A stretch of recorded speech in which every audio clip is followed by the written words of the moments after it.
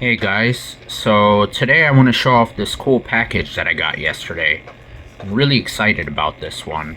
It is the Sega Nomad, which was a portable version of the Sega Genesis that came out in 1995 as just a way to play Sega Genesis games on the go, which was a pretty unheard of concept at the time. This wasn't Sega's first attempt at a handheld, though. As we all know, they had the Sega Game Gear released in 1991, which that was Sega's only true dedicated handheld system. The Nomad was more in the lane of something like NEC's Turbo Express, which that system played TurboGrafx-16 games on the go. It was just a new device allowing you to play console games on a handheld. They weren't dedicated handheld machines, which we'll get into more on that in a bit. And even more interesting was that this wasn't even Sega's first attempt at a portable Genesis system. Prior to this, in Japan, they had something called the Mega Jet, which was something given by airlines to allow you to play Sega Mega Drive games on the airplane TVs, which that was a pretty cool concept for the time. The Mega Jet was pretty much a handheld in a sense that all the hardware of the Genesis/Mega Drive was all contained in one unit, although it didn't have a screen. But in 2020, it was discovered that Sega had a prototype of something called the Sega Venus, which was going to be in similar fashion to what the Nomad eventually became. But I imagine they didn't release it due to the technology of the time. It just probably wasn't there yet. Alright, so let's take a look at the Nomad itself. As you can see, it has 6 face buttons, which means you're able to play games like Street Fighter 2 and Mortal Kombat easily. And there's also the start and mode button, which the mode button will allow you to switch to a 3-button mode for the few games that don't work with 6 buttons. And then you have this D-pad here, which is a pretty unique style of D-pad. It doesn't look like any of the regular Sega Genesis controller D-pads. So when I actually play it, we're gonna see how well it performs. It doesn't feel that bad just touching it, but we'll see how it plays. And it has a battery indicator, and it has a backlit screen, which I'll also show you how that is when I actually test it out with a game. And then here's the cartridge slot, which it uses the same cartridges as US or European, but the system is only compatible with US games.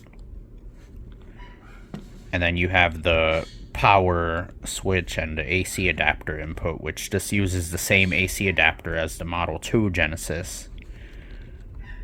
And then here you have an AV output, which means you can plug the Nomad into a TV, which was a cool feature for the time, because if you didn't already have a Sega Genesis, you buy the Nomad and then you can plug it into a TV right away, or you can unplug it and just play it as a handheld and easily be able to take it to maybe a friend's house or something like that, which is pretty cool. Because of that, people like to argue that this was the first true console handheld hybrid, but because Sega Genesis games were built for TV, that really isn't the case. Because there's a few issues with that when it comes to playing Sega Genesis games on this, which I'll get into in a bit. Then at the bottom you have a second controller port, which allows you to play 2-player games, a brightness controller, volume and headphone jack. And then on the back, this is where you would plug a battery pack into. I don't have any battery packs or anything like that, so I'm gonna have to play it with the AC adapter. But the standard battery pack for this needed 6 AA batteries, like the Game Gear. Unfortunately, also like the Game Gear, the battery life was very short with those battery packs. I believe there was a rechargeable battery pack as well, but these days there's actually aftermarket battery packs that perform way better than the official ones, that I hear some can have 6 hours of battery life. So I might be looking into one of those in the future, so I can actually play it as a handheld, which would be pretty cool. Along with this, I also got this game. It's Troy Aikman football. Not really interested in this game, but it's cool that it came with one. And it also came with a aftermarket AC adapter. So, enough talking about the system. I'm gonna go test it out. Since I don't have the battery pack or anything, I'm just gonna be plugging it in to a power outlet, and I'm gonna show you what it looks like on the screen, and then I'm gonna show you some captured footage of me playing it. Alright, so I got the Nomad plugged in with an AC adapter and the Troy Aikman's football just so I could test it out. So you gotta lower the brightness. Okay.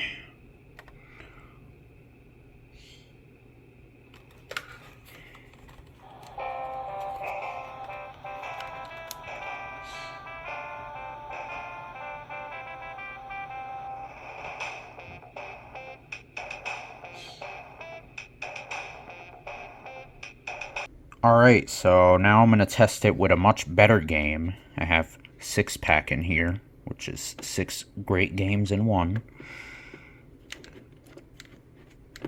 Yeah. Turn it on.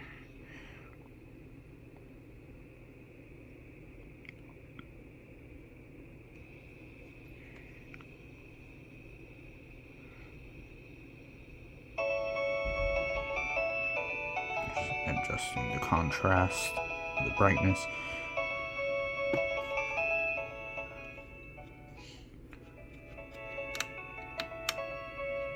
Has a pretty loud speaker, although it sounds kind of muffled, but that's fine, I guess. I would imagine it probably sounds better with headphones, but I'll test that out at some point later. I'm gonna show what Sonic looks like on here. I also hear hiss in the background.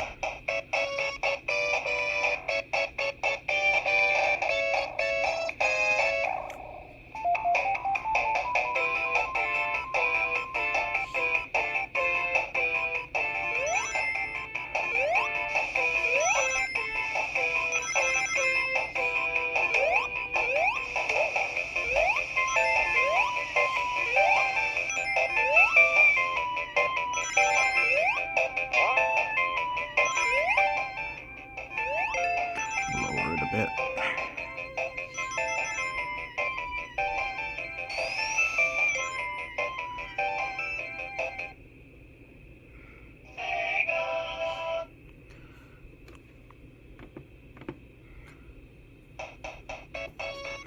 Yeah, I can't really show you me playing it like this since I have to hold the camera as well, but I'm going to be plugging this into the TV and we're going to be seeing how it plays that way.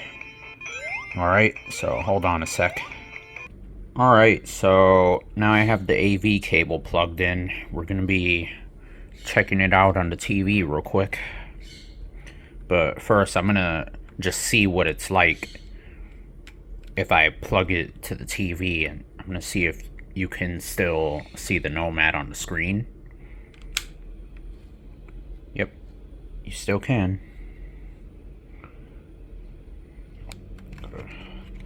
Lower the brightness though, but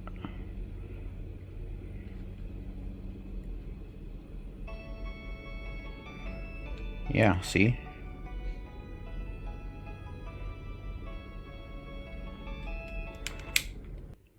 Alright, so now I have it connected to my DVD recorder, and we're going to be testing it out for a little bit and see how it feels to play it.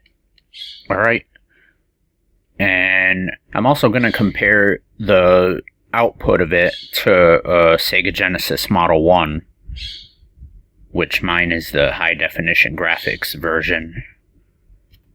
But yeah, so let me turn the system on.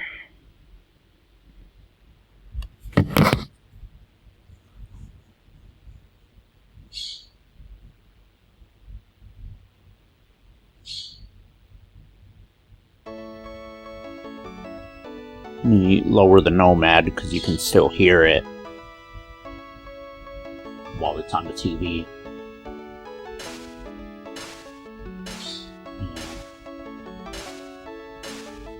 Just gonna do Sonic real quick.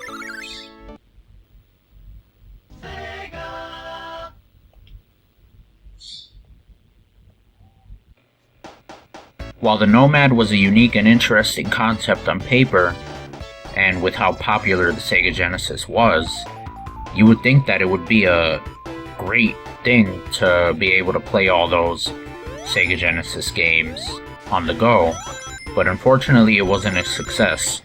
For one, it was really expensive when it came out. It was $180 in 1995. And by that point, the Sega Genesis was already seen as the budget system. It was under $100 for the main system, especially since at that point newer systems were already out, like the Sony PlayStation and Sega Saturn, and Nintendo 64 was coming out within the next year. So, you know, the Nomad was already outdated technology. And not only was the price bad, but like I mentioned earlier, the battery life was pretty short. The system was just too bulky. It was all too impractical to use as a portable device, especially since you needed a battery pack to play it. But, you know, besides all those things, it's still a pretty unique and interesting thing to own, especially if you're a collector and a fan of the Sega Genesis and are interested in the history of game consoles and old handhelds. You know, if you're a serious collector, I think you should pick one up for that reason. But besides that, it's not that practical. Especially since these days there's plenty of other ways, even though they're all unofficial, that you can play Sega Genesis games on a portable device. For what it was, Sega was just trying something different, and as they did a lot of the times, it just didn't pan out very well. This was only released in the US. I kinda wonder why this wasn't released in Europe at least, though. In Japan, the Sega Mega Drive was already pretty much discontinued by 1995 in favor of the Saturn, because the Mega Drive did not do well in Japan. But in Europe it was pretty much as popular as it was here. But I would imagine due to the flop of the Nomad for the various problems I mentioned was the reason why it never got a global release. As a result, these aren't as common to find these days. But it's still a neat piece of hardware to have. Right now I'm actually looking at it on the Nomad screen as I'm playing this, and as the special stage spins, it looks a little blurry.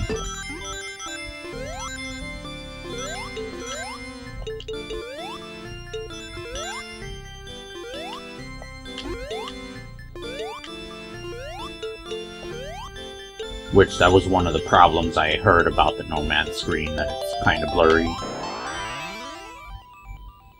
Yeah, as it spins fast, it looked a little too blurry, but I mean, for the most part, it's okay for what it is.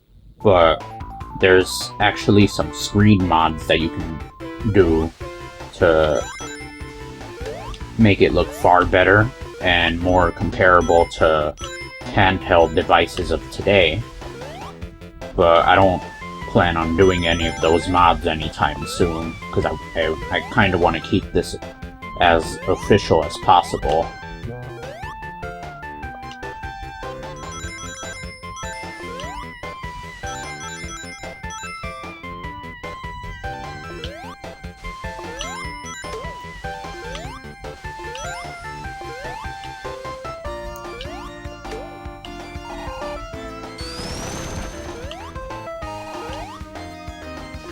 Yeah, this D-pad doesn't feel that bad to play with,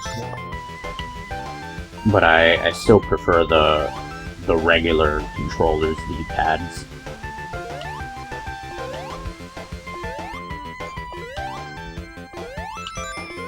But it's not really that bad when looking at it on the handheld screen with the stock screen, even though it's a bit blurry. And it might be a bit of a problem for fast-paced games and such, but, you know, it's a handheld from 1995, so can't really expect too much out of it.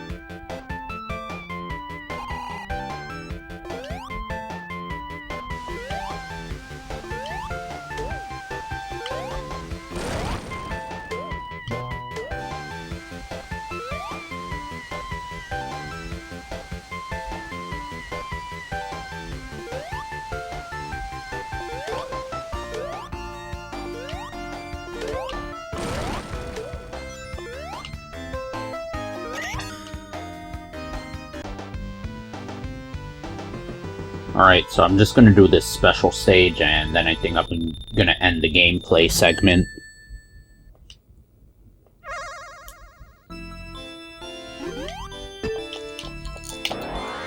Yep, okay. Alright. Alright, so next we're gonna do the video comparison between the Nomad and a Model 1 Sega Genesis high-definition graphics model. Sega!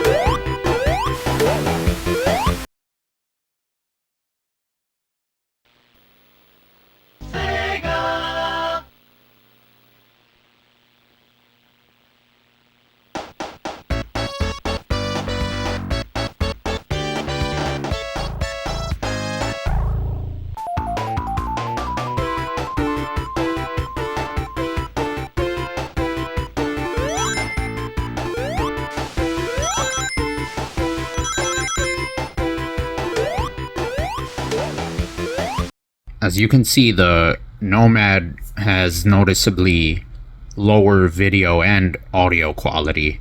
It actually kind of reminds me of the VA 1.8 Model 2 Genesis that I used to have years ago, where the colors look pretty muted, but for what it is, it's pretty decent.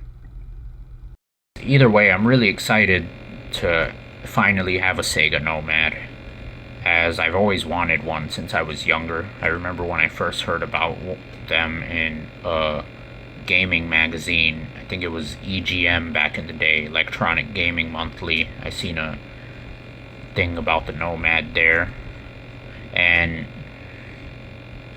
you know, it would have been cool to be able to play my Sega Genesis games without having to plug it into a TV. But of course, by that point, when I saw it, things like the Game Boy Advance were already out, so it would have just been super outdated and hard to use easily. But yeah, anyway, that's all for this video. As always, more to come. Thanks for watching and stay tuned. And if you're in the US, Thanksgiving is this week, so happy Thanksgiving. I hope you all enjoy. Alright, bye now.